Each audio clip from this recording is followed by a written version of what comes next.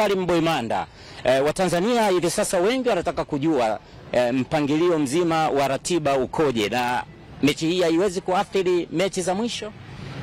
Yeah, of course mchezo pekee ambao unaathiriwa na taarifa iliyotolewa leo ni mchezo namba 184 kwa maana ya Young African Sports Club dhidi ya Simba Sports Club, lakini michezo mingine yote inasalia kama ilivyokuwa kwenye ratiba ambayo tuliitangaza hapo awali. Kwa maana nini inamaanisha?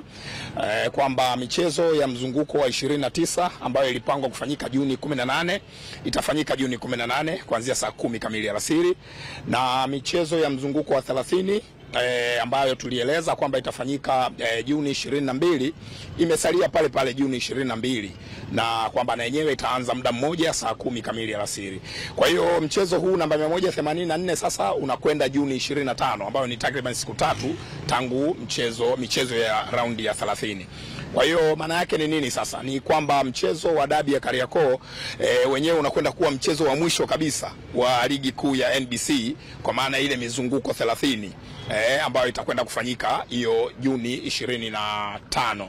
Na naona dalili zote kwamba mchezo huo unaweza kutumika kukabidhi kikombe cha ubingwa kwa bingwa wa ligi kuu ya NBC bila shaka.